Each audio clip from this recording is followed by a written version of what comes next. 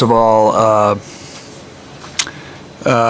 when you look at the schedule, playing Bellarmine was like playing Princeton, just no ball screen, but defend 30 seconds on the clock and pretty hard. And tonight's team, completely opposite, but on the defensive end. The zone, you didn't know if they were man-to-man zone matchup. Very well coached, tough, great offensive rebounding team. It was a tough test, but two completely different styles. And it was, I thought our guys fought. I thought for the most part our defense was really good. And got to give them a lot of credit. They had 19 offensive rebounds, but only scored 10 points off those offensive rebounds.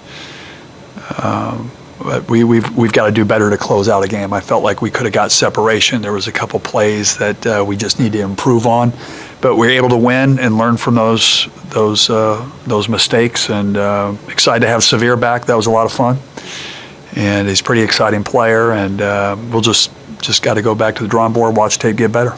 You're probably not going to score 100 points every game. Yeah. Is it good to kind of like see what you got when like the offense is it really I think so. Listen, you can always control the controllables, right? You can control how hard you play, how smart you play. Defense travels. It's everywhere you go. And that's what has to be consistent. I think for the most part, there were some breakdowns early, but once there was a couple actions that they were doing that they were messing us up on, and we made some adjustments at halftime and still beat us a couple times, but we were doing better. And then we did a little bit better job on the defensive glass. Keon said after that first game that he let the game come to him more. Did you sense that tonight? He seemed a lot more relaxed and just let it go. And I think that's what happens when Savir's in the game too. You get your quarterback back, and and the other guys did a great job without him, but he's different. He was able to get into gaps, find open shots for others. We didn't shoot the ball great, but we got good shots, and that's the most important thing. 3 bigs, and they all gave you something different tonight. Can you talk a little bit about that? Yeah, I was going in rhythm, and Frank got the 2 early fouls, and so I didn't get him back in, and thank God I played him in the second half, and he did a hell of a job. It's hard, but when you have a 3-headed monster, guys that Braxton was catching lobs behind his own and giving another big size. Wilhelm gives you a perimeter type of big. Frank gives you just he's defense, offense, energy, gets the crowd involved, hustle. Need to find more minutes for him and then figure out how we can play two bigs together because they all deserve to play a little bit more. What do you like best about Severe? I saw him do all kinds of things, like even calling guys together, guards, and saying, maybe this is what we should do. You know what I love? I love when he plays with a passion, he plays with a smile. And then that's infectious to the rest of your team. And he's all about how do I make others better. So you love to run with him, you love to play with him. And he can score. I mean, when we were struggling, he was able to get to the basket, make some tough layups, got us going. It was a little bit like Bellarmine game. At the end of the first half, we were down, I think, 6 with 7 minutes to go, and then we went up 6. Bellarmine, it was 7, and then we went up 8.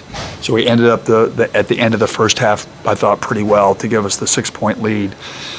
Then we kind of hovered, but Saz, he's a heck of a talent. He's a heck of a quarterback, and just was fun to have him out there. Any concern at all with the perimeter offense and going up against a zone? No, you just got to. I was punching myself sitting there going, I haven't put the zone. We haven't put any zone in, and it's hard because you're trying to be a great man-to-man team, but you're going to end up playing against zone. So we got to do a little bit more.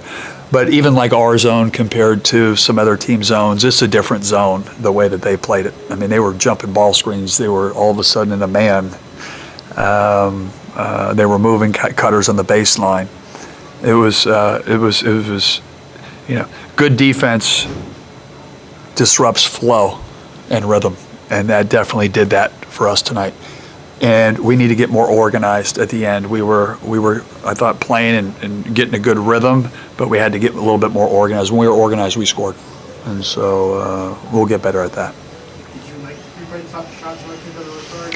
For the most part, some of them were late, and the shot clocks were not great, but I thought we got some really good ones in there.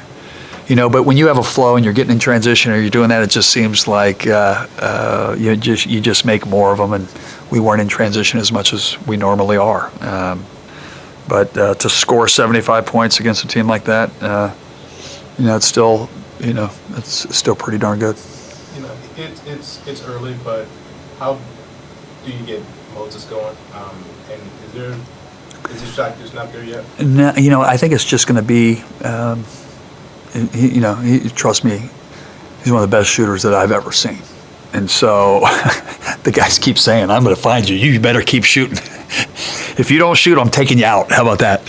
Like, we want him to shoot every shot he gets. He's just a good basketball player, though. Like, he doesn't force it. If he gets one, he'll fire it. He'll get going. And when he does, it's going to be like a fireworks show. What's the difference? You mentioned with Brainbog, you want to have a perimeter big. What's the difference between having that and Frank, and when Braxton gets fully healthy, having him potentially start? What separates those two in terms of allowing him to start? Frank and Brax? Yeah. Both of them. I mean, they're all starting. Braxton got hurt, so we started Wilhelm. Frank hadn't been, in Europe. Braxton started. Wilhelm came in. They all do all different things. They all have different strengths, and they can all help us win. We just, you need practice to work together with these guys to build some chemistry, and how we are going to organize and play with a couple bigs. They're pretty special. And when you start playing some of the teams in our league and stuff, they're going to be a little bit more bigger, a little bit more physical, and that's where you're going to need them for sure. Against Bellarmine, at the beginning of the game, you guys just kind of looked out of sync a little bit. Mm-hmm. And then you got it together with Sabir coming back in. He's got chemistry with Keon, but is that just a matter of getting the other guys going, just getting a little bit more in sync with him? I think so. We've been, Moses in Europe was our leading scorer in every game. So we know what he can do. And that's what the great thing, like Nate Calmes is a great player. He could start for most teams. He didn't get in the second half today. I didn't feel like he had it. But that's the luxury of having a great team. I didn't get Frank in. I got Frank in. He kind of changed the game. That's hard to do, sitting over on the bench and getting in 2 fouls and not playing, and then all of a sudden you get your name called halfway through in a 6-point game or a 5-point game, and he did it. And that's why it's a team. It can be a different guy. Corin didn't score tonight, but he was unbelievable defensively. If you watched him, Warwick had 0 points. Had 6 points, but he was 0 for 12. He was their leading scorer. Like, that's, and he was a big part of that. What'd you say to Frank after his tee? I love the energy. I know he's the nicest human being on the face of this planet, so he would never, and he's humble, he would never do anything to show somebody up. It's the energy that he plays with. And so when he did that, I said, next time, don't run over him. Come over and hit me in the face. Just run over and just go like this, and that, and that will, but these are all great learning experiences. Playing against a zone like that is tough. Is tough. We used to run it. We know what it can do to teams. We've made good offensive teams look like they've never played before. And we had a couple of those moments today, but we found a way to win. Keon played great. So. Do you plan for Christian King to, is he playing this year? We've been talking about it. He's still hasn't decided. He was in street clothes. He said, I just don't want to think about it, Coach. But, going to be a great player for us. Anyway. Wesley had a little bit of a setback. I noticed he's back in a boot. Yeah. It's one of those things where it's, when you have what he has, it's a little unpredictable. It goes back to what you're, able to do. And the most important thing is the student athlete and their health and wellness, bottom line. And, that's what we're taking. That was number one. Sorry, early preview on Nevada. What do they look like? I haven't watched. We obviously one game at a time. I haven't watched them, but another team in the NCAA tournament. Coach Alford, we know him from when he was at UCLA. Played him at Nevada when we were in South Dakota. Got a couple players that played in our league. Yeah, it's a great challenge. It's going to be. You're roughly contemporaries with Alfred. Could you have guarded him? Probably not.